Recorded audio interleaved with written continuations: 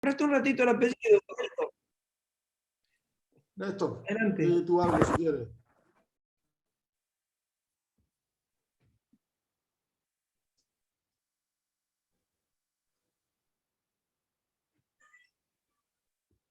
Empezamos. Venga. Bueno, buenas tardes desde España, buenos días, depende del sitio de América que nos estén sintonizando.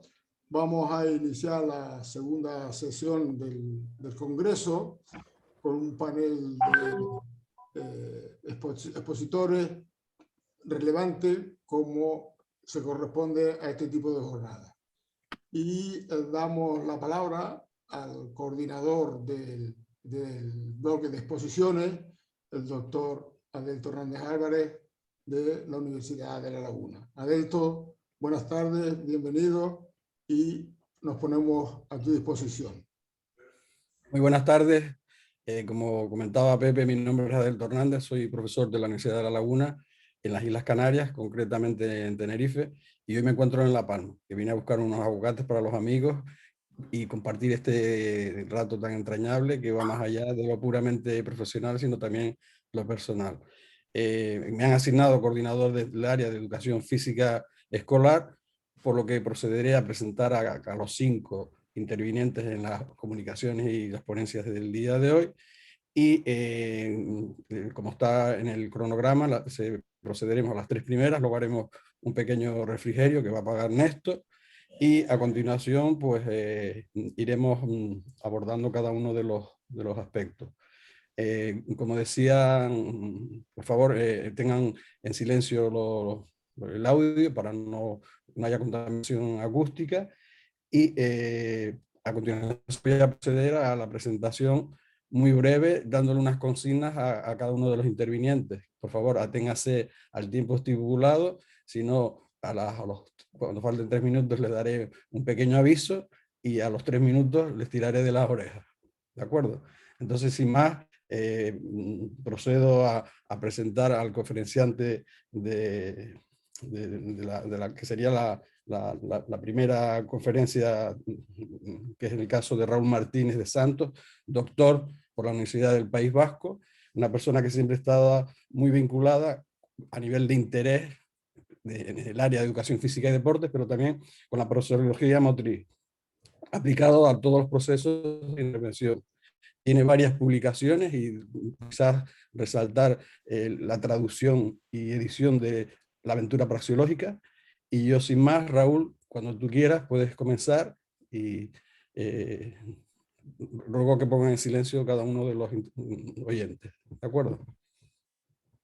Muchísimas gracias, colega. Y todavía no amigo, pero en cuanto compartamos esos aguacates, sin duda seremos amigos para toda la vida. Pues tenía muchas ganas de estar en Argentina y esa es la causa de mi gratitud inmensa por Pepe y por mis colegas de Argentina y del resto del mundo. Y agradezco muchísimo esa breve introducción, porque cada vez que solicitan una introducción de uno, a mí me parece que es del todo innecesaria, porque lo importante es pues lo que seamos capaces de compartir y de transmitir en este caso. Querría agradecer especialmente a Pepe el detalle que ha tenido de invitarme a ser ponente o conferenciante principal, porque una de las cosas que permiten los congresos es compartir ideas, contrastar inquietudes y someterlas al juicio de los demás. Y en este caso, mi idea original era la que aparece en el programa, pero cuando me puse a preparar la conferencia y el texto, me vi obligado a cambiar el título y el objeto de mi pequeño estudio. Al final he titulado mi conferencia sobre el objetivo motor y la vigencia de la praxeología motriz. Y he considerado que he hecho un análisis crítico de una nocrisis, porque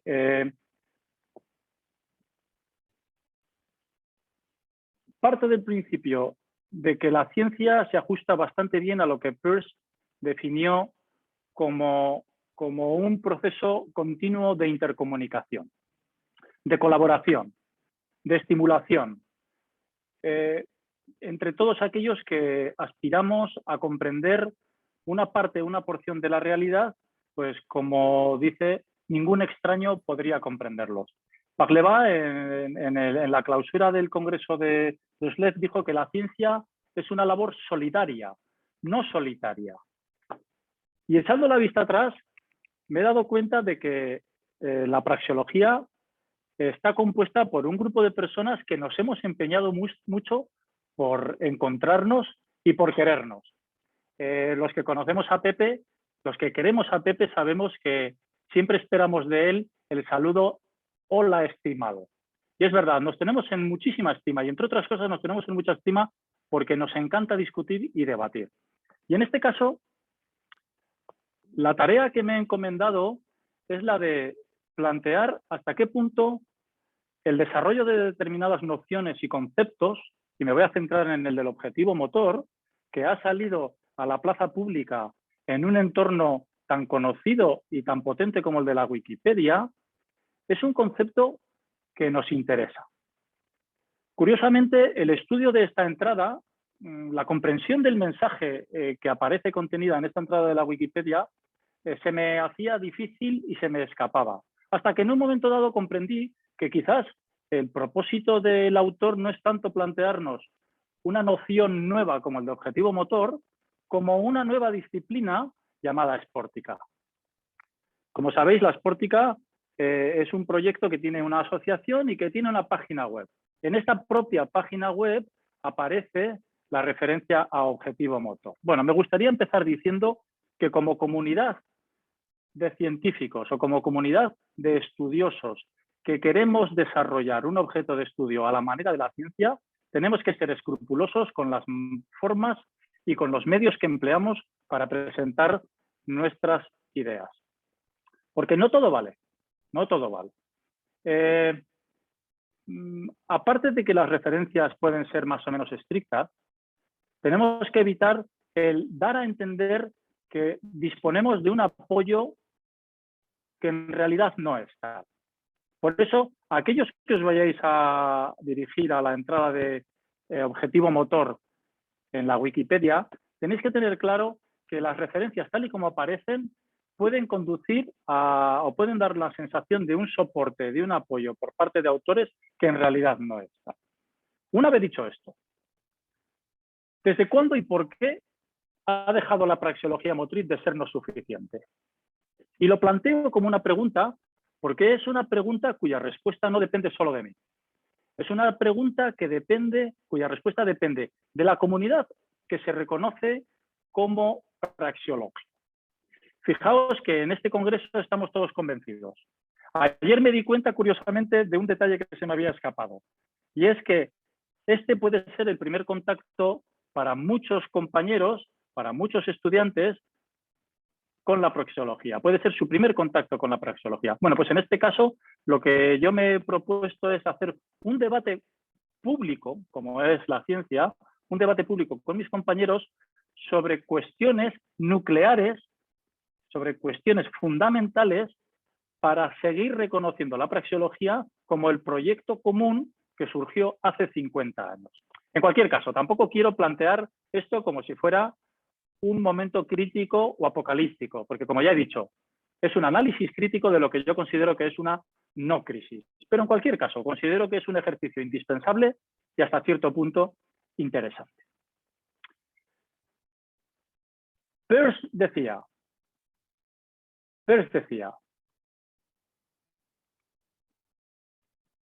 que la primera regla de la razón es no bloquear el camino de la investigación. E insisto, como comunidad que ofrece la propuesta más potente desde el punto de vista epistemológico, desde el punto de vista de la formación de formadores, desde el punto de vista de método de investigación, para la educación física y para la actividad físico-deportiva, debe cuidar la propuesta que hace a los demás. Lo último que podemos hacer es bloquearnos a nosotros mismos avanzando por vías que podrían ser poco interesantes. Como os decía, el objetivo motor, en mi opinión, plantea una tríada de bloqueos. La definición es ambivalente e inestable. El corpus que se emplea para el desarrollo, para la aplicación de este concepto, es difuso e incoherente. Y la clasificación que se nos plantea es ilógica e ineficaz. Insisto en que estoy siendo asertivo y tajante porque entiendo que un congreso de praxeología nos exige aclarar los conceptos que proponemos. Yendo al contenido de la entrada y al contenido del artículo, se nos presentan al menos 3 definiciones. La primera y más común es que el objetivo motor es la intención de la persona de hacer participar su motricidad. Luego volveremos sobre esta. Esta definición es congruente con la que ya en el año 2002 aparecía en los textos de Hernández Moreno y de que arrastraba el propio Juan Pedro Rodríguez Rivas. Pero es que además también se nos dice que el objetivo motor es el aspecto de la lógica interna que implica la demanda motriz prioritaria. Claro, en este caso ya no estamos hablando de una característica del comportamiento, sino que estamos hablando de una propiedad del juego.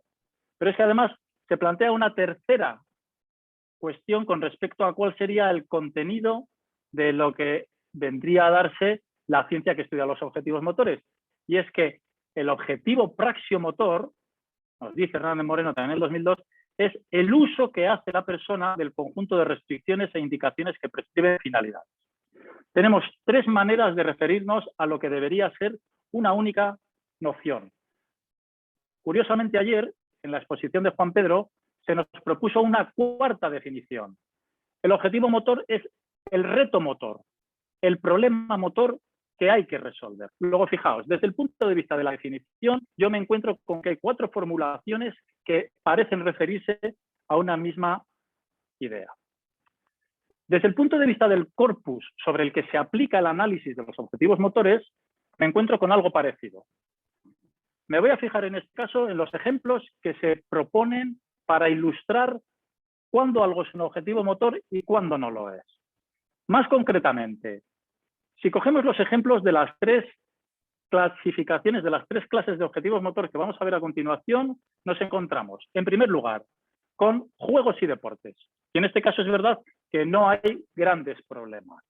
Los juegos deportivos de invasión, de cancha separada, carreras, saltos, persecución, captura.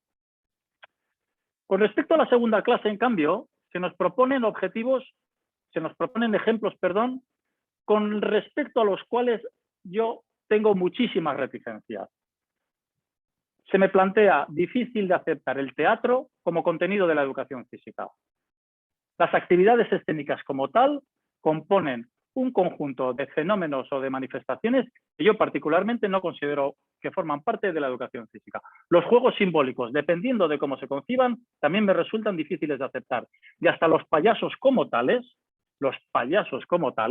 también me parecen en principio como una propuesta un poco aventurada. Pero la cosa se complica más todavía cuando accedemos o cuando nos fijamos en los ejemplos de la 3ª categoría de objetivos motores, en las que se incluyen ejercicios de condición física, ejercicios funcionales, las habilidades motrices básicas, la psicomotricidad y el esquema corporal. Ya está la relajación. Particularmente, mezclar actividades con manifestaciones artísticas y con propuestas pedagógicas se me antoja difícil de digerir. Y con respecto a las posibilidades de clasificación que se nos ofrece a la hora de aplicar la noción de objeto, nos encontramos con 3 clasificaciones. La primera de las cuales es la que os presento. La primera, la más antigua, la de Juan Pedro. Hay, en opinión de Juan Pedro y en opinión de quienes proponen este concepto, 3 clases de objetivos motores. Los objetivos locomotores, los objetivos isomotores y los objetivos miomotores. no nos olvidemos de que en caso de existir, como dijo ayer Juan Pedro, formarían dominios específicos de motricidad, lo que es algo realmente trascendente y serio desde el punto de vista praxeológico. Aunque así no fuera, aunque no se pudiera justificar su validez epistemológica, lo cierto es que se proponen como medio de organización pedagógica y didáctica. Bueno, pues en este caso creo que no existen fundamentos conceptuales ni argumentos suficientes para defender la existencia de estas tres categorías. La locomotricidad tiene que ver con hacer llegar algo a alguien hacia algo o alguien, la isomotricidad con la reproducción de criterios motores y la miomotricidad con la intervención sobre la propia corporalidad. Claro, los saltos son entonces una loco-iso-miomotricidad, ya que debemos desplazarnos en el espacio reproduciendo un modelo normativo y teniendo un control corporal máximo. Si nos fijamos en la locomotricidad y tomamos 3 ejemplos aportados por el autor del artículo de la Wikipedia, tenemos el tiro con arco, el judo y el rugby. Y yo me planteo, ¿la locomotricidad es esto en serio?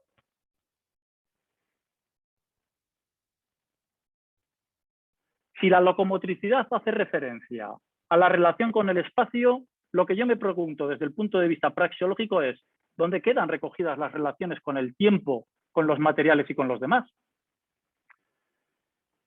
Si la isomotricidad hace referencia a los concursos acrobáticos, ¿dónde quedan recogidos los concursos atléticos y los duelos deportivos?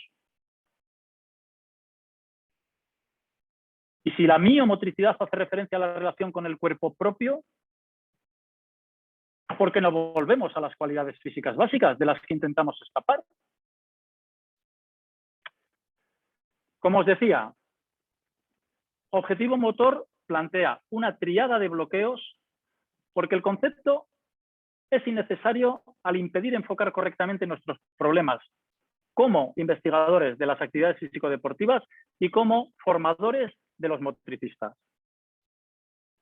Además, impide diferenciar la acción y la intervención motriz.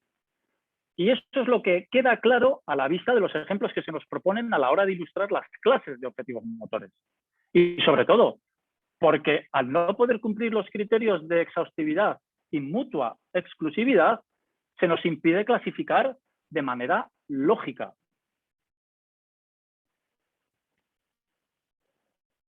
Esta tríada de obstáculos en realidad es una tríada de problemas que ya están resueltos. Son redefiniciones, reconsideraciones de 3 elementos nucleares del pensamiento praxeológico. La función práctica por un lado, las categorías ludodeportivas por otro y la clasificación por dominios de acción por otro. Volvamos a la definición inicial. Se insiste mucho en objetivo motor como fundamento de la pertinencia de análisis y de la especificidad de su resultado. Si el objetivo motor se define como la intención de la persona de hacer participar su motricidad, quien haya visto a Ara Malikian en acción se dará cuenta de que su producción es pura corporalidad, controlada y autocontrolada. Luego, la melomotricidad, que es la puesta en juego del cuerpo para producir sonidos musicales, es pura corporalidad. Pero vayámonos a un ejemplo más inmediato. Un concurso de corte de hacha, una carrera en realidad, es un juego deportivo. Poco practicado, pero muy potenciado. Si esto es el resultado de la intención de poner la motricidad en marcha, esto también lo es. Y ya sabemos que la diferencia entre la ergomotricidad y la ludomotricidad es la que corresponde a la naturaleza de los juegos deportivos, cuya razón de ser es la de actuar de acuerdo a la descripción de la tarea, empleando los medios para tal empleado. Tenemos pues un problema de concepción que ya está resuelto y que no mejora mediante el uso del concepto de objetivo motor. Con respecto a las categorías ludodeportivas, tenemos una manera de identificar culturalmente las manifestaciones de la ludomotricidad y además siendo capaces de distinguirlas en tanto tales y como medios de intervención. No es lo mismo la intervención motriz que la ludomotricidad. No podemos mezclar procesos de intervención, propuestas pedagógicas, planes de entrenamiento con los juegos deportivos. Y esto es algo tan básico y tan elemental que debemos tener extremado cuidado a la hora de no confundir. Y si nos centramos en el análisis de la lógica interna de los juegos deportivos, sabemos que desde el 70 Pierre propuso una distinción elemental entre la psico y la sociomotricidad, que fijó en el año 71 a partir de una clasificación por dominios con rasgos de distinción y de clasificación a partir del concepto de incertidumbre. Y sabemos además que esta clasificación por dominios de acción se puede reinterpretar de cara a la educación física curricular a partir de 3 grandes campos de motricidad. Por un lado, las actividades físico-artísticas, las físicas artísticas o la semiotricidad referencial, y por otro lado, las actividades de motricidad funcional o semiotricidad funcional, distinguiendo entre la sociomotricidad y la psicomotricidad.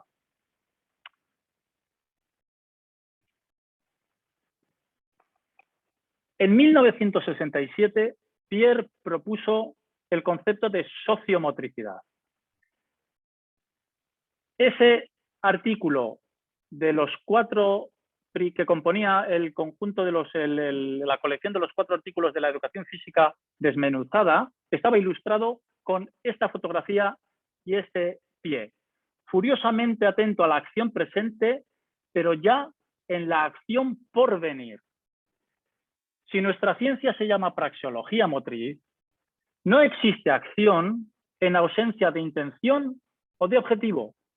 No debemos centrarnos en uno de los elementos o uno de los componentes de nuestro objeto de estudio, a no ser que queramos reducir el alcance de nuestra perspectiva y de nuestra iniciativa. La praxeología, en tanto que ciencia de la acción, busca el funcionamiento de los juegos y pretende aportar las claves de su resolución para el agente y para el educador. Leamos a Pierre. Quien quiera comprender la praxeología debe empezar por leer a Pierre. En definitiva, la acción motriz, siempre situada, remite per se a la intención, a los objetivos y a la eficiencia. Y no tenemos más que leer las fuentes de las que Pierre bebió para proponer su praxeología motriz. La praxeología motriz original dispone de retos y recursos conceptuales suficientes para dar soporte a la intervención motriz. Y es nuestra responsabilidad como comunidad científica controlar el objeto de estudio y la propuesta que hacemos para describirlo y comprenderlo. Por lo tanto, creo firmemente que objetivo motor y Sportica bloquean la vía del estudio en praxeología motriz, por lo que su oportunidad debe ser radicalmente reconsiderada.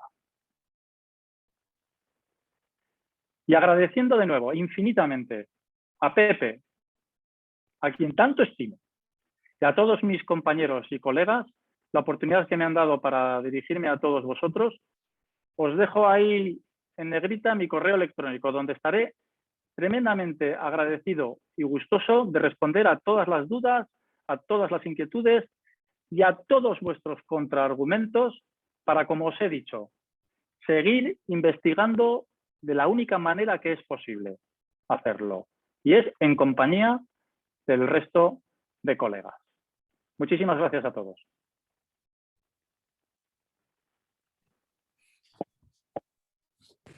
Felicitarte, Raúl, por tu intervención. Realmente lo que era tu título inicial lo cambiaste, pero yo creo que es más apropiado y me quedo como síntesis de tu intervención de que no existe acción si no hay intención. Entonces, hemos percibido todos la intención de lo que nos ha intentado transmitir en esta conferencia principal. Reiterarme en el agradecimiento de la organización y mía personal, que no te había conocido tan directamente, y esperemos vernos para celebrar la festividad de la Blanca en Vitoria. Muchísimas gracias a todos. Muchísimas Venga, gracias. Y buena un jornada. abrazo.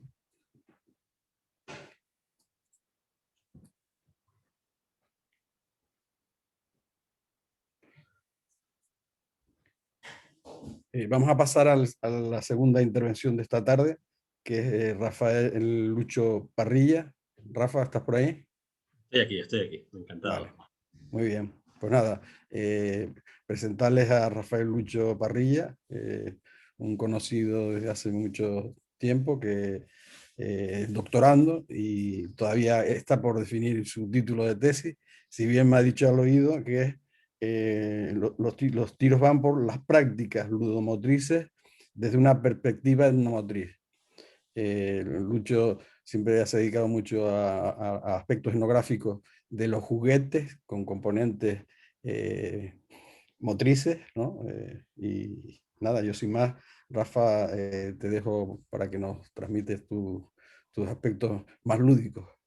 Muy bien, encantado lo primero de todo de estar en este congreso, encantado de presentar esta síntesis de lo que va a ser la tesis doctoral en su momento, que se presentará pues, a mitad del año que viene, y va sobre el uso de los objetos en los juegos infantiles tradicionales, pues muy concretamente de las Islas Canarias. Voy a compartir la pantalla.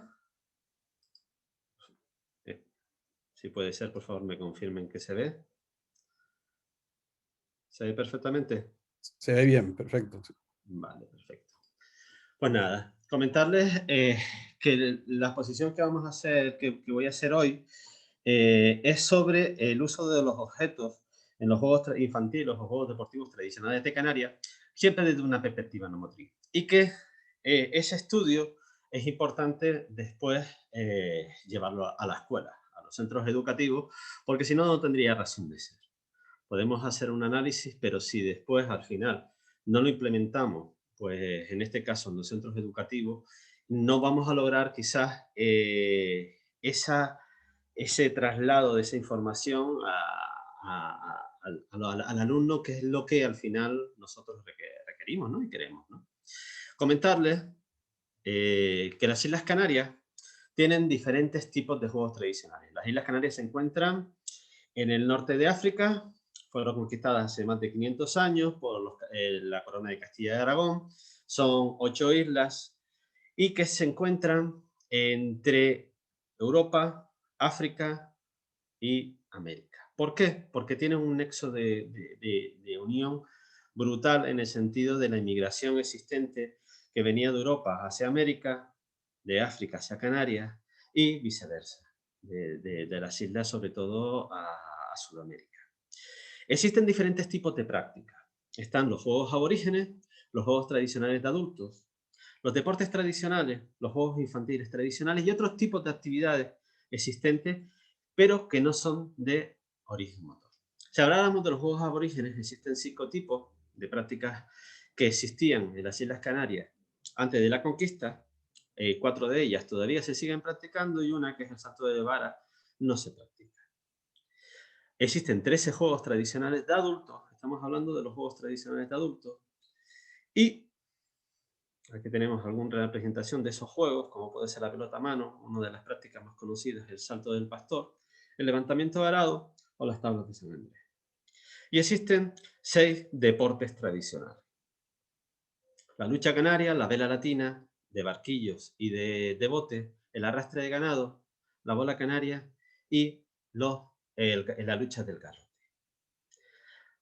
Pero existen otros tipos de prácticas. Las prácticas ludomotrices infantiles de Canarias, que como bien ha dicho y maravillosa exposición de Raúl Martínez de Santos anteriormente a mí, se dividen dependiendo de las reglas en dos prácticas, dos tipos de análisis. Los casi juegos o los juegos motores, juegos tradicionales infantiles de Canarias. Pueden ser de muchísimos tipos. Juegos de saltar, juegos de hilera, juegos de juguetes, juegos de corros, de piola, de piedra.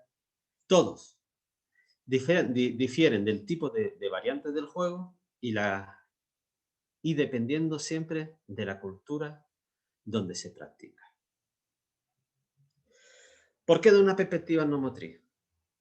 Porque vamos a unir lo que es cómo se practica con los rasgos más característicos de su cultura, de su contexto cultural. Recordamos la definición de Parlevas de etnomotricidad, campo y naturaleza de las prácticas motrices consideradas desde un punto de vista de su relación con la cultura y el medio social en la que se desarrolla. Perdón. A ver. Pero vamos a hablar ahora de los objetos de juego. Los objetos ludomotrices que se utilizan para poder realizar alguna actividad motriz. Pueden ser de diferente tipo y de diferente material. Entonces, lo primero que tengo que decir es que muchos de esos materiales son reutilizados, reutilizados de diferentes tipos de entornos y con ellos se practican o se elaboran diferentes objetos lúdicos. El doctor Pérez La Vega, en el 2017, define la reutilización de los objetos del entorno doméstico, del uso ecológico de los materiales procedentes de la naturaleza, confirma la condición de un patrimonio lúdico de esas manifestaciones. La construcción de juguetes supone hacer cultura y supone jugar con la cultura local de un modo tan cálido como profundo. Quiere decir, las prácticas cómo se juega en relación con la cultura local del contexto donde se juega. Para poder elaborar con esos materiales un objeto lúdico, tiene que pasar tres fases. Tres fases que el niño y la niña que jugaba con esos objetos los tenía que desarrollar. El primero, la búsqueda de los materiales. El segundo, la elaboración de los objetos. Y el tercero, la puesta en práctica de esos objetos de juego. Con esas tres fases está clarísimo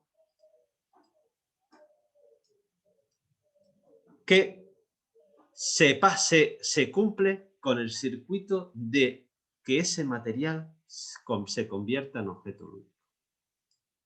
Los materiales pueden ser de diferente tipo. Materiales de entorno natural, elaborados y jugados tal cual o modificados. Cojo ese material y soy yo el que lo adapto a lo que yo quiero elaborar. Ya tengo la fase de búsqueda, ya he buscado ese material y ahora elaboro ese material antes de poner la fase de práctica. Del entorno próximo, de lo que más cerca tengo, puedo jugar con objetos en su estado y también los puedo modificar. Pero también puedo comprar objetos, porque hay objetos de juego que quizás no soy capaz de poder elaborar y se los tengo que cambiar o comprar a otra persona externa a mí, al que elabora el objeto de juego. Objetos en su estado, miren, son materiales lúdicos obtenidos de la naturaleza y que no han tenido ningún tipo de modificación, no se han modificado para nada. Pueden ser el juego de las 5 piedras o, en las Islas Canarias, una representación magnífica de diferentes tipos de animales existentes con conchas, con moluscos o con tipos de fósiles de origen material natural, de marino sobre todo. Modificados de entornos naturales, pues unas vaquitas de veroles, una pelota de platanera o de badana, un camión hecho con tuneras, pencas o una escopeta de caña. Si nos damos cuenta, estos tipos de materiales también están muy íntimamente relacionados con las prácticas económicas existentes en las Islas Canarias para dividir los linderos, o en el cultivo de la cochinilla se empezó a plantar miles y miles de pencas. Para los tomateros se utilizaron las cañas, y el sector del plátano en Canarias da materiales para poder elaborar pues una pelota de platanera, por ejemplo, que se rompía y que no había ningún problema. Se elaboraba otra y seguían jugando con ella. De entornos próximos, de entornos naturales elaborados, también tenemos otros ejemplos como barcos, como escopetas o como muñecas de badana. Madera, y podemos hacer los trompos, las hélices, las billardas o incluso carros de madera. También tenemos materiales del entorno próximo, cercanos a nosotros, materiales lúdicos obtenidos por en cualquier lugar de donde vivíamos. Podía ser la casa, podía ser en el barrio, e incluso, no sé si alguno ha ido a mirar en la basura alguna vez cuando era pequeño para ver si había algún material que era susceptible de poder utilizar para algún objeto de juego. Desde los elásticos, el juego del clavo.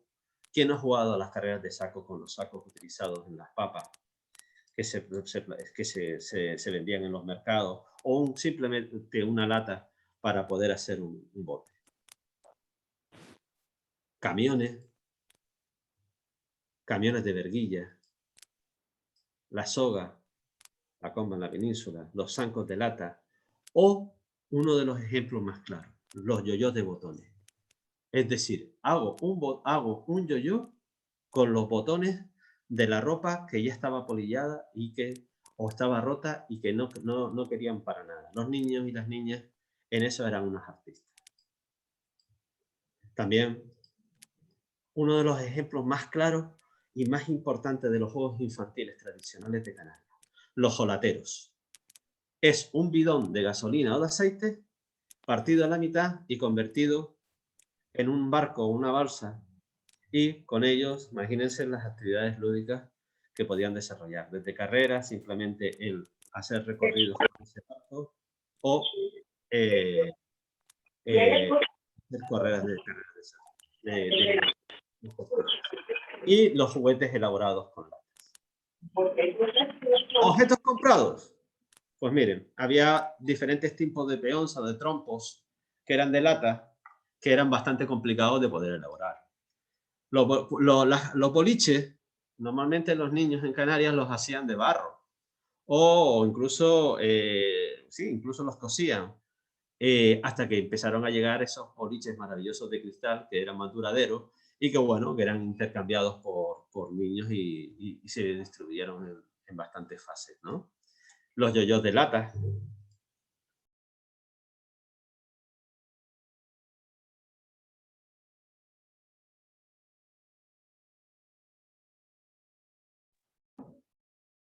Un segundo, Rafael, que se ha silenciado tu audio.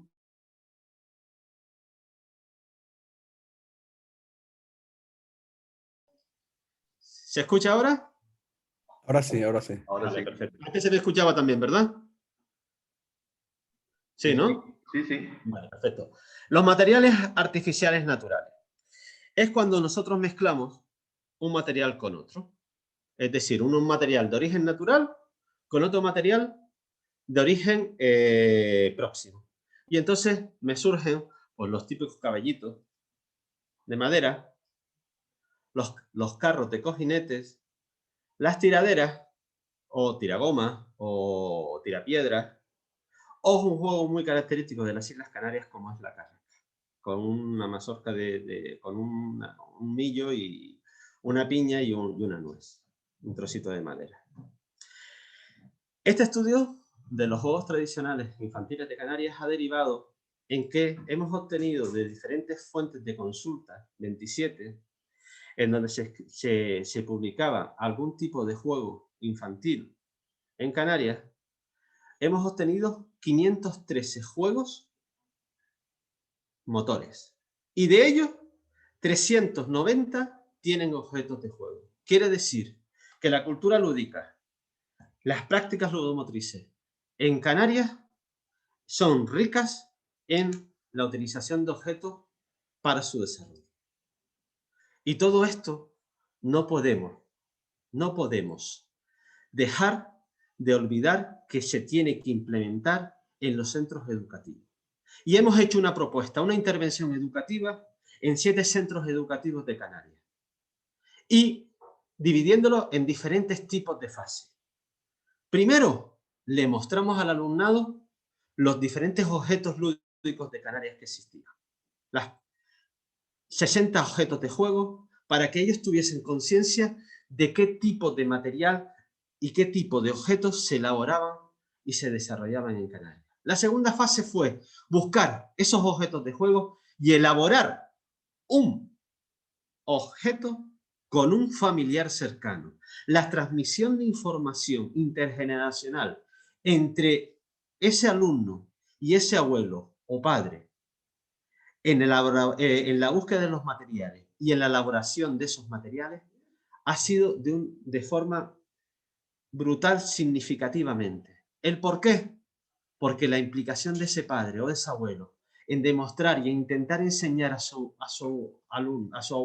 nieto cómo se jugaba y cómo se tenía que buscar esos materiales, aparte de poder enseñar el contexto donde se buscaba, es muy, muy, muy importante y muy valioso en sí. La cuarta fase fue que el alumnado presentara esos objetos de juego. La carga emocional por el bienestar relacional existente entre ese nieto y ese abuelo en esa elaboración del objeto y el orgullo que produce que ese alumno presente su objeto de juego fue de una forma muy, muy, muy, muy bonita. La elaboración del alumnado en la escuela. ¿Qué fue? Ahora ya has elaborado un objeto con un familiar, pero ahora vas a elaborar un objeto en el centro educativo. Lo vas a elaborar con el investigador. Y vamos a ver qué es lo que surge. Cometas, tiraderas, zancos, pelotas de trapo, muñecas de trapo, objetos naturales, y como por ejemplo los coches o los barcos de penca. Fueron diferentes tipos de materiales elaborados por ellos. Y después, no solo los objetos son elaborarlos y ya está. Hay que jugar con ellos y saber cómo se juega y ver las diferentes posibilidades lúdicas existentes en cada práctica ludomotriz que se elaboraba con esos objetos de juego. Realmente se demuestra que los niños y las niñas son creativos cuando se les da un objeto de juego que han elaborado ellos mismos y se les plantea que hagan un juego con ellos. La imaginación de un niño de 12 y 13 años no tiene límite. Y para finalizar, una redacción del alumnado. ¿Qué nos sirve? De ver qué les ha servido, para qué les ha servido, qué es lo que han aprendido y si merece la pena todo este esfuerzo para que al final los alumnos puedan conocer los diferentes objetos de juego de su contexto cercano. Todo ello, hay que decir que esta intervención ha derivado en una importancia de los objetos de juego tradicionales en las clases de educación física en Canarias. Que la relación existente en el proceso de elaboración de los objetos y el bienestar relacional con las personas implicadas anteriormente, es decir, familiares, compañeros y profesores, fue de una forma muy, muy, muy significativa. Que el bienestar emocional obtenido entre los alumnos, entre sus relaciones con los demás, entre la búsqueda de los materiales, entre la elaboración de los objetos de juego, fue también bastante significativa. Y el valor cultural. Esto no se podría cimentar si no tenemos ese valor cultural. La cultura está totalmente relacionada con las prácticas lúdicas. El valor cultural de los datos obtenidos desde la lógica externa de los procesos de elaboración y el juego con los objetos en Canarias reafirman que este estudio es desde una perspectiva etnomotriz y que es real y que se puede desarrollar y que debería estar mucho más claro y conciso en los currículos educativos en este caso del Gobierno de Canarias. Y todo esto rodeado de un aprendizaje significativo. Si no, no tendría razón de ser. Como dice un señor que creo que sabe bastante de juegos tradicionales, Fernando Maestro, el juego tradicional aprovecha del entorno y de su mayoría de las ocasiones saca de él los materiales naturales con los que crea el juguete. Dichos juegos son a veces los auténticos artífices del desarrollo motriz espontáneo. Muchísimas gracias y gracias por su atención. Muchas gracias, Lucho, por tu exposición tan lúdica, ¿no? Y me voy a permitir hacer una pequeña síntesis de lo que ha sido tu intervención. Y yo, más que tu intervención, en tu persona, ¿no? Que es el entusiasmo de transferir juguetes o materiales lúdicos a prácticas motoras en los niños. Felicitarte por el trabajo que estás haciendo y esperemos que pronto podamos celebrar el que ya puedas recetar. Muchas gracias. Gracias, doctor. De acuerdo. Bien, si vamos a esperar como 3-4 minutitos antes de proceder a la tercera intervención de esta tarde. Paramos un momentito por si alguien necesita hacer cualquier tipo de evento o necesidad y en 2 minutitos comenzamos.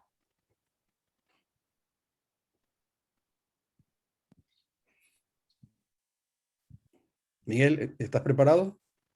Sí, sin problema. Vale. Esperamos un...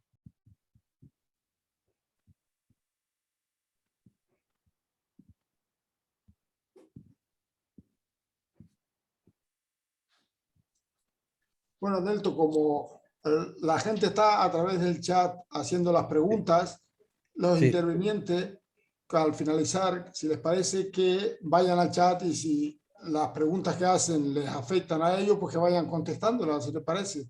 Y así vamos Vale, agilizando, si te parece. vale. Perfecto. Entonces seguimos con Miguel y al final abrimos ese turno de dudas o consultas y sin más, pues nada, yo paso a proceder a presentar a Jorge Miguel Fernández Cabrera, es profesor ayudante doctor de la Universidad de La Laguna, es un compañero que claro, yo no voy a hacer una presentación muy exhaustiva, sino yo lo resumiría en una palabra, Miguel el inclusivo.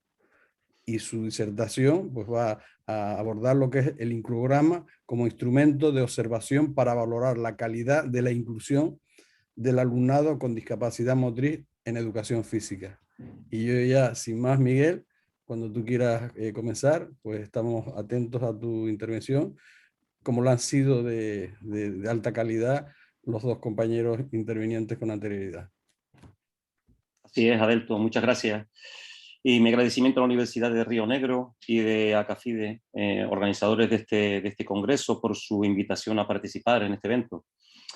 Saludar también a todas las personas que están en línea. Hoy hay 216, ayer también había unas tantas, o sea que este congreso la verdad es que está creando impacto, ¿no? en nuestro entorno, ¿no? Y es un buen momento para, como comentaba Jesús Vicente Ruiz, de mejorar este perfil de aprendiz que tiene uno para seguir aprendiendo y sobre todo en un campo como la praxeología motriz, ¿no?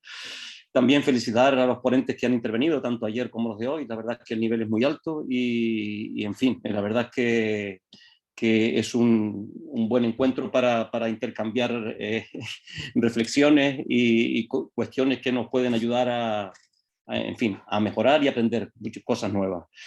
Si les parece, paso a presentar, a compartir la presentación.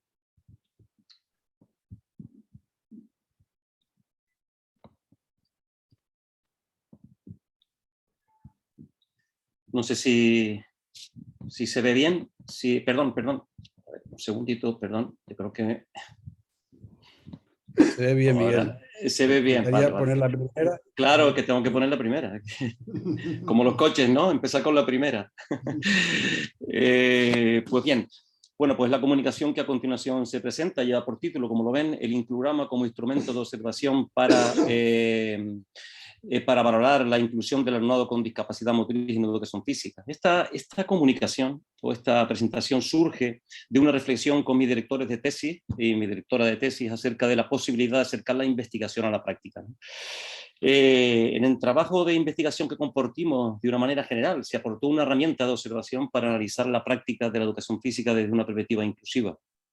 Pero en realidad no estoy seguro de que se haya establecido esa necesaria transferencia hacia la realidad profesional de los docentes, ¿no? A los que va dirigido esa herramienta, ¿no? Por tanto, esta propuesta, de alguna manera, lo que trata es de concretar algo que quedó pendiente en su momento y que tratamos de dar respuesta. La dinámica meritocrática universitaria que nos envuelve nos lleva en ocasiones a no ser conscientes de la utilidad práctica que debe tener una investigación, sobre todo cuando hablamos de didáctica. Y como dijo ayer Gordillo, hay que explicar bien las cosas que investigamos para que se entiendan.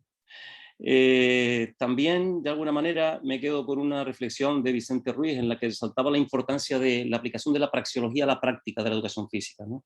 Que es lo que se pretende hacer con esta propuesta que de alguna manera presentó aquí para compartir con ustedes y que está en un proyecto de discusión y de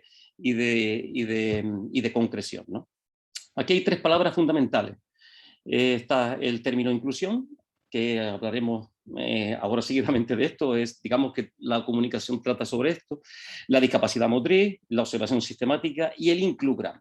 Es una palabra, bueno, que ¿de dónde viene esa palabra? Pues bien, pues nosotros llevo algunos años impartiendo la asignatura de juegos motores en la Facultad de Educación, y bueno, y hay una herramienta que utiliza Parleva, que es el ludograma, para analizar la secuencia de los roles y sus roles sociomotores en los juegos motores, ¿no?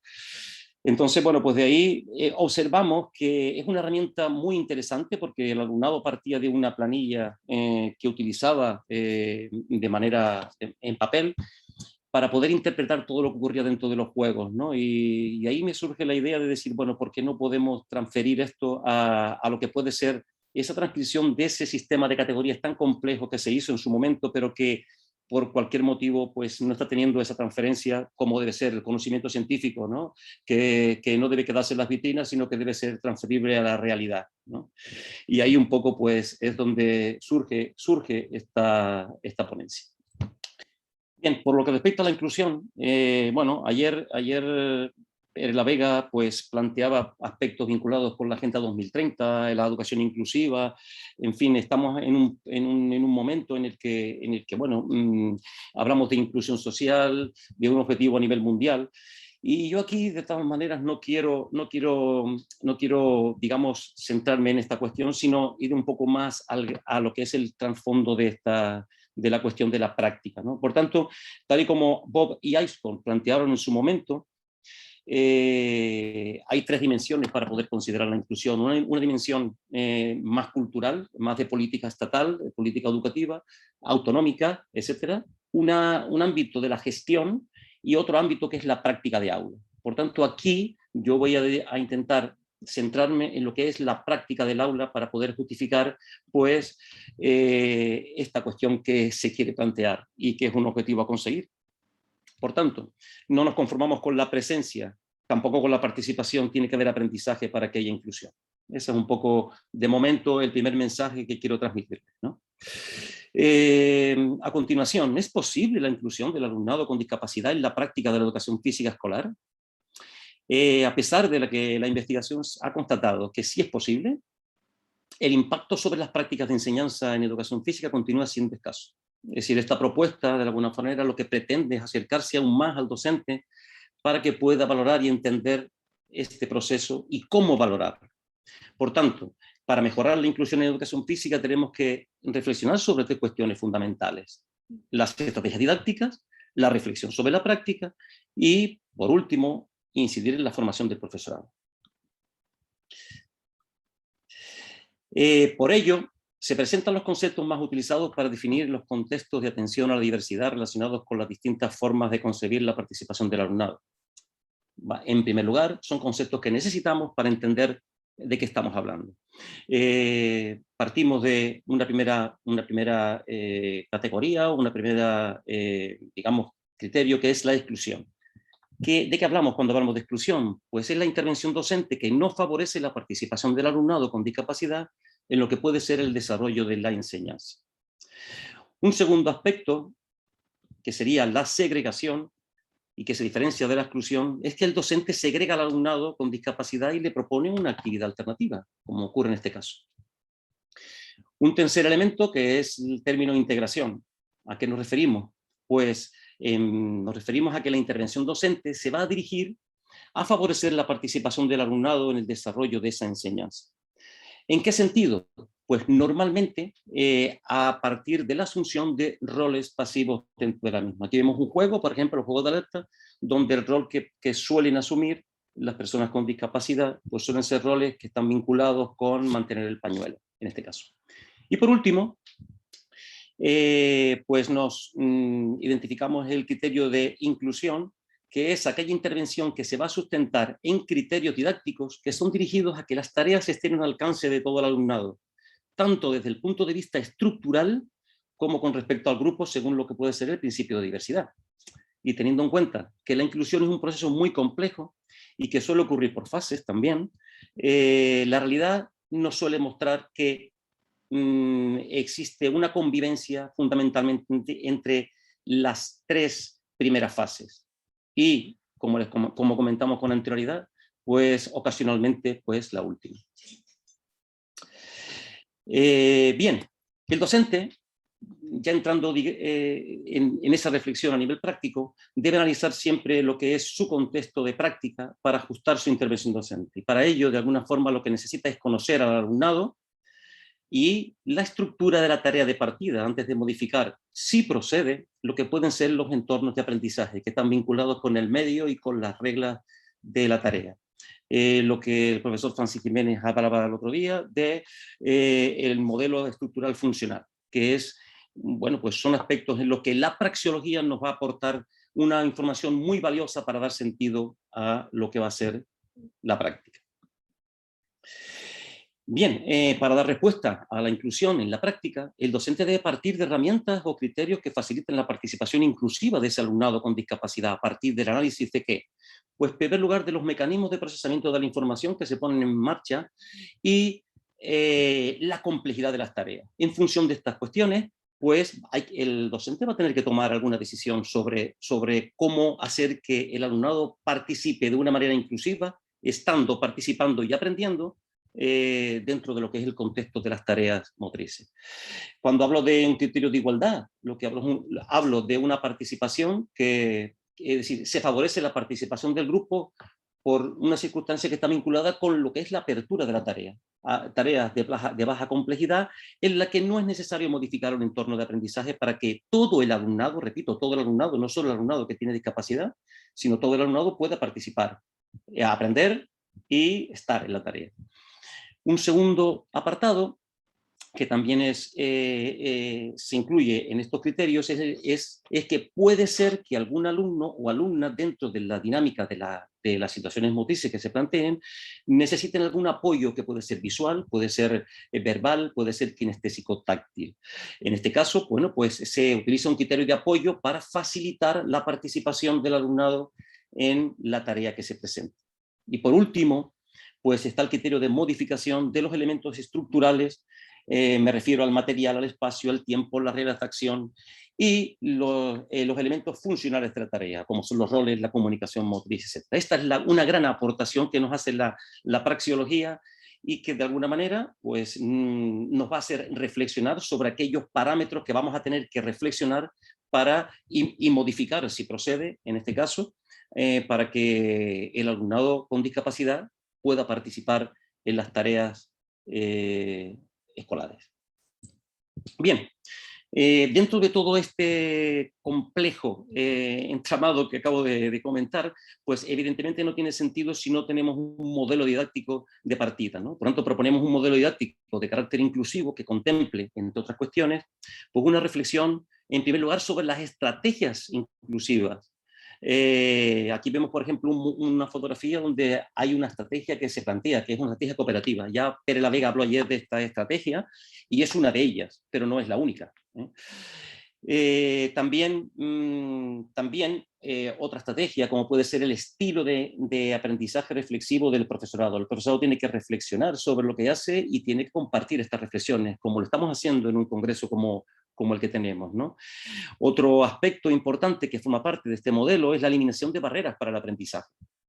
Es decir, que esas barreras tenemos que intentar analizarlas y de alguna manera reflexionar desde el punto de vista didáctico y desde el punto de vista de las estrategias para poder de alguna manera facilitar esa participación y ese aprendizaje, que es lo más importante.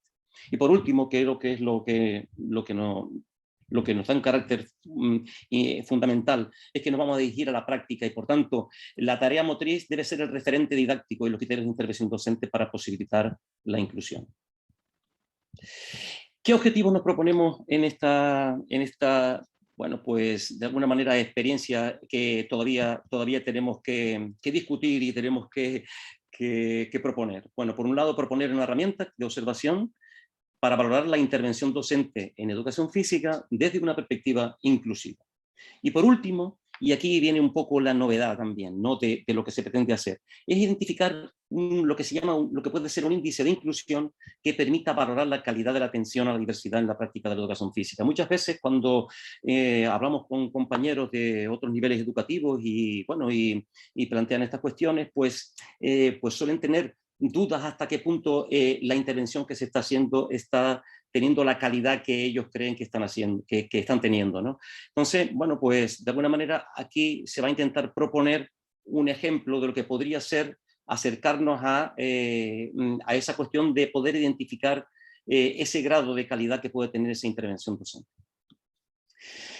¿Qué método vamos a utilizar? Bien, en cuanto al método, pues proponemos la complementación de paradigmas como base epistemológica, es decir, nos situamos en un paradigma interpretativo con una orientación sociocrítica que pretende no tanto la comprensión de la mejora de la intervención, sino la mejora de la intervención y el desarrollo profesional de un docente.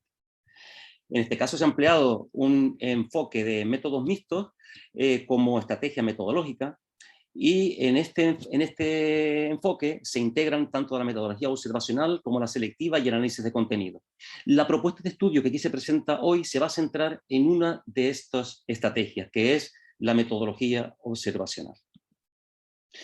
En consecuencia, proponemos un diseño observacional que va a ser de carácter ideográfico, es decir, va a ser de un solo sujeto. Hablamos de observación, donde va a ser un seguimiento de un sujeto en una sesión, y en la medida en que las propuestas que el docente realiza van a provocar o no provocar esa inclusión. También tiene un carácter de seguimiento, es decir, que está prolongado en el tiempo. Hablamos de que se puede prolongar a lo largo de una tarea, de una sesión, de una unidad didáctica, etcétera, etcétera. Y además es multidimensional, quiere decir que hay diferentes niveles de respuesta. Y aquí, bueno, elaboramos un sistema de categorías que nos va a dar respuesta a esta cuestión. El procedimiento que se ha seguido, podemos decir que este estudio forma parte de un estudio mucho más general en la que hemos seleccionado un docente y un grupo de 23 alumnos de primero de la ESO, en el que se incluye un alumno con discapacidad motriz que va en silla de ruedas. Y además se propone un modelo AB que está formado por 2 unidades didácticas que están mediatizadas por un proceso formativo de investigación-acción. Es decir, este proceso lo que va a intentar es procurar observar si existe algún cambio en la intervención docente con relación a la unidad didáctica inicial y la final. Bien, se elaboró también un instrumento de observación ad hoc mixto, es una combinación de un formato de campo con un sistema de categorías, más o menos algo parecido a lo que el profesor Francisco Jiménez explicó ayer también, y que se ha ido validando con anterioridad y en el que se han considerado las siguientes unidades de análisis. En este caso, lo que es la unidad didáctica, unidad de planificación, las sesiones y las tareas de enseñanza. Esta herramienta consta de 3 criterios: exclusión, integración e inclusión. También consta de 33 códigos de observación, de los que distinguimos 5 códigos vinculados con la exclusión, 6 códigos vinculados con la integración y 18 códigos que están vinculados con la inclusión. es aquí también donde la praxeología va a tener relevancia, porque estos códigos van a surgir de combinación de esos elementos estructurales que nombrábamos con anterioridad. Luego hay otras cuestiones como el conjunto vacío, la celularidad, es decir, que en toda metodología observacional hay una serie de parámetros que están adosados un poco a lo que son los criterios y los códigos de observación. Bien, en cuanto al instrumento de registro, se utilizó en su momento para analizar las dos unidades didácticas de deseo docente, un instrumento que es el MapVision, que por cierto es un instrumento que ya en su momento fue pionero, que ahora está, bueno, pues en desuso, y un poco lo que comentaba Rómulo ayer también, ¿no? Ahora mismo estamos trabajando más con el Lince o con el Hoisan, que son instrumentos que están más actualizados, ¿no?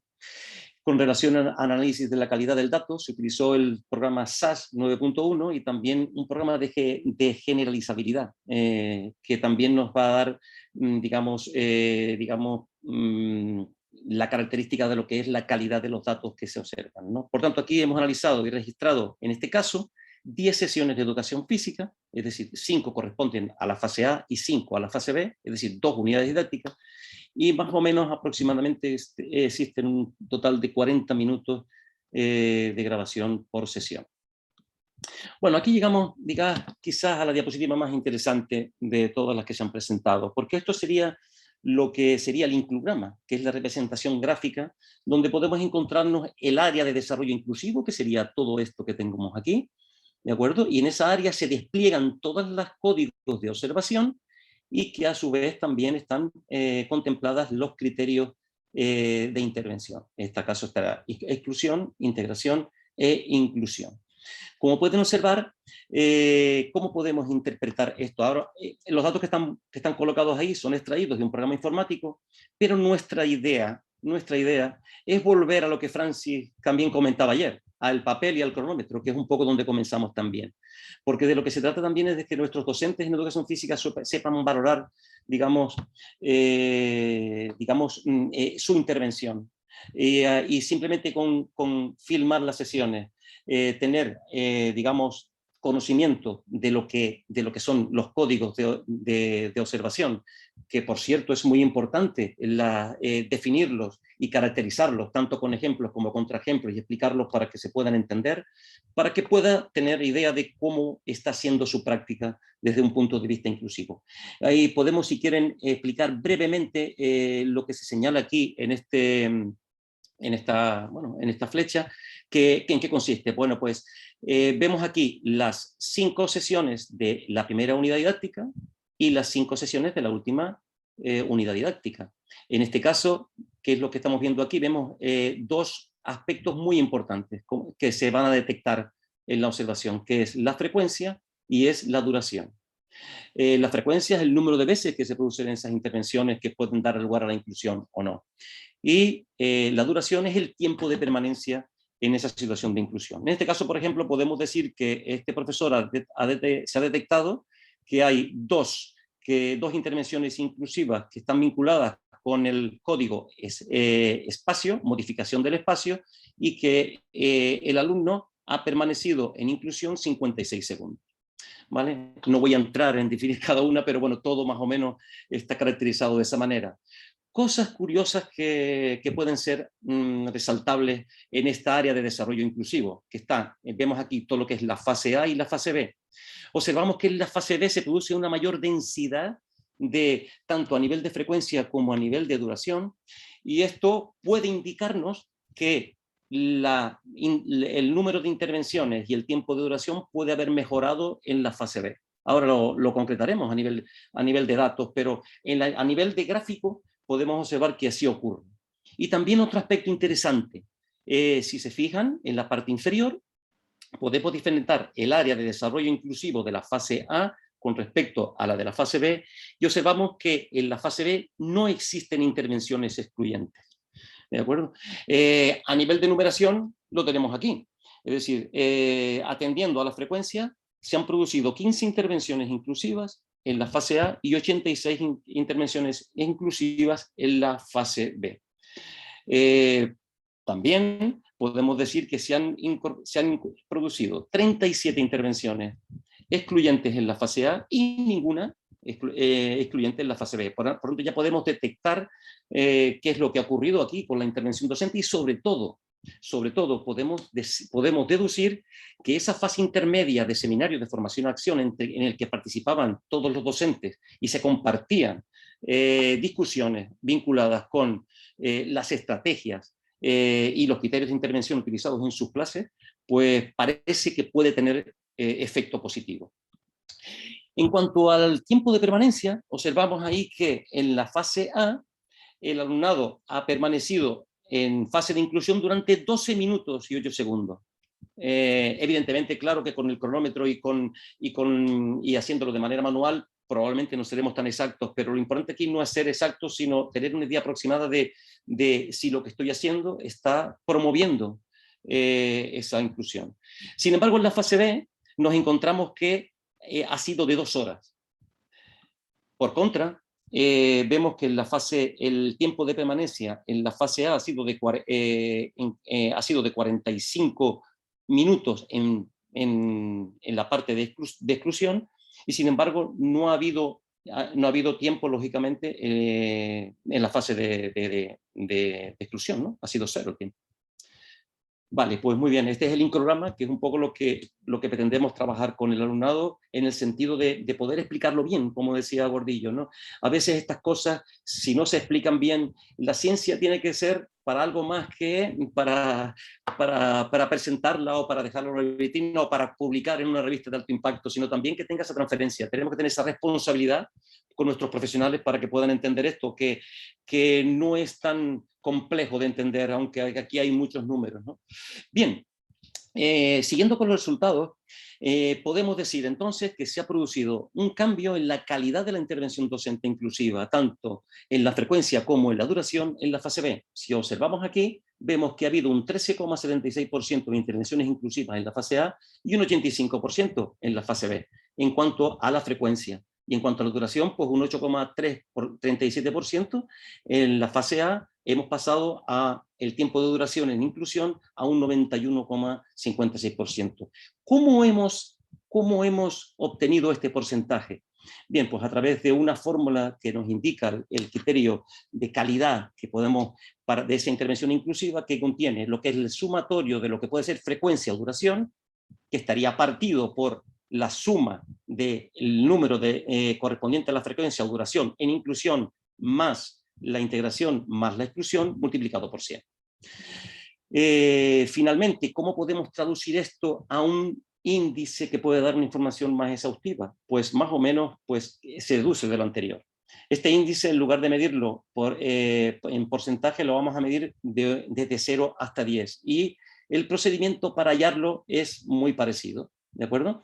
De tal manera que, concluyendo, podemos decir que el índice personal de inclusión de este docente mejoró en la fase B, tanto en la frecuencia como en la duración. ¿Qué significa esto? Bueno, pues el índice de personal de inclusión con respecto a la frecuencia de la fase A pasa de 1,37 a 8,51 en la fase B. Y en cuanto a la duración, pasa de 0,83 en la fase A 9,15 en la fase B. Bien, teniendo en cuenta esto y a modo de conclusión, podemos establecer las siguientes conclusiones en relación con lo que les he intentado transmitir. Y repito, aspecto en el que todavía estamos trabajando y sobre todo para intentar aportar cosas concretas a nuestro profesorado. Por tanto, podemos decir que se presenta un instrumento de observación que puede ser válido para mejorar y valorar la práctica de docente en educación física, la práctica inclusiva me refiero. En segundo lugar, el inclograma puede ser un recurso útil para el docente en educación física, utilizando de alguna forma pues, la concepción del significado del ludograma que Parlevas tenía para poder detectar los roles y sus roles sociomotores asumidos por un jugador en el desarrollo de un juego deportivo. También podemos decir que el índice personal de inclusión nos ha dado información relevante acerca de la calidad de la intervención docente inclusiva en la práctica de la educación física, y esto se complementa también con las propuestas que Bob y Ayrton también decían en el 2002, y también hemos considerado las aportaciones que Lieberman y Bryan y Grenier nos planteaban en el 2019. Y por último, con este estudio preliminar, lo que pretendemos es favorecer la transferencia de la investigación a la realidad educativa, además de posibilitar la reflexión y la mejora profesional. Para concluir, no me gustaría terminar sin una frase del pedagogo mexicano Yadier Julián, que dice: no es la discapacidad lo que hace difícil la vida, sino los pensamientos y las acciones de los demás. Muchas gracias por su atención. Muy bien, gracias Miguel por tu intervención. Nada, felicitarte, ya te lo daré personalmente dentro de poco. Y nada, muy ilustrativa la exposición, así como las fotografías y los dibujos que has utilizado. Y como he hecho con los demás intervinientes, voy a resumir lo que sería tu intervención. Yo la definiría como de la exclusión a la inclusión, pasando por la integración. O sea, felicitarte y espero que pronto podamos disponer de este instrumento para valorarnos en ese aspecto tan importante a nivel docente, que es el aspecto de inclusión, en el que pues, todos tenemos otras capacidades y cojeamos, ¿no? Entonces, sin más, vamos a hacer ahora un turno de intervenciones. Vamos a seguir el mismo orden. Con respecto a Raúl Martínez, hay dos compañeros que quieren hacerle unas preguntas. Jonathan Kariman, por favor, si estás por ahí, y hacer la intervención. Y si estás conectado, Jonathan. A Raúl Martínez. Matías Cañón. Matías, que veo que acabas de hacer una anotación. Vamos a seguir un orden, ¿no? Que sería primero a Raúl Martínez. Matías, por favor, si haces la consulta que tenías aquí escrita. Matías Cañón. Bueno, pues lo voy a hacer yo directamente. Voy a empezar con Raúl, que es concretamente Jonathan Carimán, que lo tengo aquí localizado. Raúl, ¿estás atento? Raúl Martínez.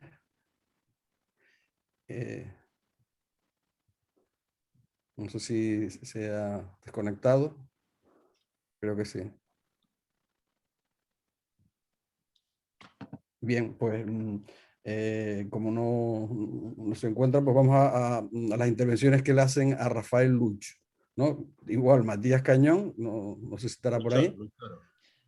Yo veo, bueno, si quieres que yo vea Vale, en el chat estoy viendo algunas cosas, sí. me parece, ¿no? Alguna pregunta. Sí, no, pero me gustaría que intervinieran ellos personalmente, si no yo hago Claro, las preguntas. claro, Entonces, por supuesto. empezamos. Disculpas, Como Raúl no está, Miguel. pues pasamos directamente a Matías.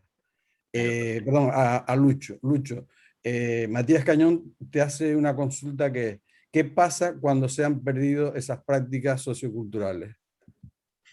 Lo primero de todo, Adelto me conoce, somos amigos por Lucho, es el apodo que siempre me han puesto. El apellido es Luchoro, que Sí. está puesto en el nombre de, por si en algún momento alguien quiere conectarse o cualquier cosa, el apellido es Luchoro, aunque A la parrilla, ¿no? los amigos me dicen Lucho, que eso es importante. ¿Qué pasa con las prácticas? Tenemos un problema grande. ¿El por qué? Porque se están perdiendo muchísimas prácticas ludomotrices, pero no solamente en Canarias, en cualquier lugar. Y se está perdiendo no solamente prácticas, se está perdiendo informantes. Y los informantes son los que originan el poder descubrir cómo se jugaba verdaderamente a esas prácticas. Y tenemos un problema grande. Problema grande porque normalmente ya no hay un censo de prácticas, que eso es importantísimo. Se está intentando plantear, por ejemplo, en Inés de Lleida, intentar hacer un censo de diferentes tipos de prácticas ludomotrices a nivel mundial. ¿Por qué? Porque es que se están perdiendo, es que poco a poco vamos a descubrir que es que muchísimas variantes de un juego que jugaban en cualquier contexto diferenciado de 20, 30 kilómetros se están perdiendo y no vamos a poder identificarlas tarde o temprano. ¿Qué es lo que tenemos que hacer? Primero un censo de prácticas y un censo de variantes de esas prácticas, por materiales que se utilizaban y por el espacio que se utilizaba y por el tiempo, el calendario o el tipo de finalización del juego, ¿no? Y después, sinceramente, que las instituciones públicas se pongan las pilas. Se pongan las pilas, no solamente intentando hacer una promoción y escapando con eso, sino verdaderamente creando unos criterios evaluativos específicos de los juegos y deportes tradicionales, creando unos contenidos acordes, unas situaciones de aprendizaje acordes y unos estándares como tienen que ser, y no simplemente nombrar a los juegos y deportes tradicionales como una cosa que hay que tocar, sí, pero no en momentos concretos, no. Se puede desarrollar en cualquier tipo de momento del año y en cualquier fecha del calendario escolar. Espero que con eso les haya podido servir lo que es la respuesta. Sí. También Marco Coelho hace una consulta respecto a si hay una lógica histórica entre el uso de aparatos e implementos artesanales y los de origen industrializado en los juegos motrices canarios. Hay un señor que se llama Julio Concepción que hizo diferentes publicaciones del sur de Tenerife, de la zona de Arona, y él en el año 98, si no estoy hablando de memoria, hace un calendario de los tipos de uso económicos de los juegos y deportes, de los juguetes tradicionales. Y en ellos ya se iba poniendo, pues, oye, la utilización de las pencas en el siglo XIX, el siglo XIX, en el siglo XX lo que ya empieza lo que es la utilización de la verguilla y la caña para las exportaciones de tomate, o de las plataneras a partir de los años 40. Y él identifica claramente la aparición de los juegos industrializados en 1970 en adelante. Y que muchos de esos juegos sí son bastante complicados de poder replicar, porque el niño económicamente no tiene ese alcance económico para poder comprar esos objetos de juego, a no ser que fuesen en momentos concretos, dícese de Reyes o su cumpleaños. Entonces, ¿qué es lo que hacía cuando veía a otro que tenía ese juguete? Hacía una réplica. ¿Con qué materiales? Con los que tenía al lado. Es decir, cuando aparecía una niña o un niño con un yo-yo de metal, de estos que existen, de americanos o japoneses, y te venían con ellos, sobre la marcha veían los botones y decían, bueno, soy capaz de hacerlo. Y así con muchísimos objetos de juego. Pero sí es verdad que está clasificado más o menos que ya empieza la industrialización del juguete en los años 70 en adelante, cuando ya empiezan a venir diferentes tipos de objetos a las Islas Canarias. Anteriormente, marcas como Lehmann o Markin alemanes hacían maravillosos trenes y maravillosos tipos de trompos, de peonzas de metal, pero muy complicadas de replicar. Eso es verdad. Lucho, Adeuto, ¿puedo hablar rápidamente sobre la pregunta?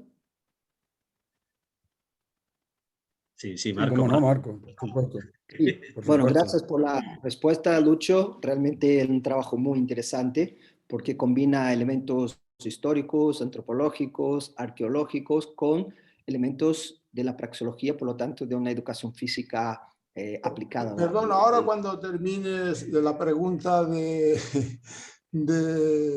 está haciendo Marco, como no sé qué ha pasado, que Adeuto me da la impresión de que ha alterado un poco el procedimiento que teníamos establecido, es que si no el tiempo se nos va. Rogaríamos que volviéramos otra vez al sistema que hemos establecido para toda esta emisión, que es que en principio los participantes que quieren intervenir lo hagan en el chat, y que desde el chat las que han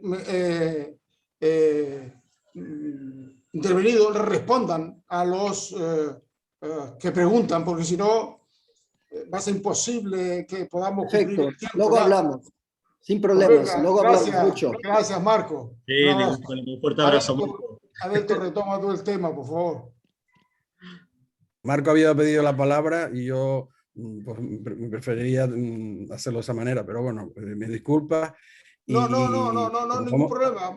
Alberto, es que no podía ser así y lo hemos estado discutiendo mucho tiempo y al final llegamos que si no, no podía ser. Bueno, un abrazo, Marco, perdona, pero es que no nos da tiempo entonces. Porque nos quedan 4 minutos y hay una pregunta para Miguel, no sé si lo puedes leer ahí en el chat, de Matías Cañón, que también quería intervenir. Si le puedes responder. Además, los congresistas no pueden conectarse directamente porque no tienen micrófono ni nada de eso, si no puede ser. Está establecido el sistema por parte de Guillermo, de manera que tal, no pueden intervenir directamente, sino entrar por el chat y a través del chat después. Aquí puede intervenir Miguel porque Miguel es de los panelistas sí, pero el resto de la gente de fuera no puede intervenir directamente. Venga, gracias. Le contesto por correo, por el chat.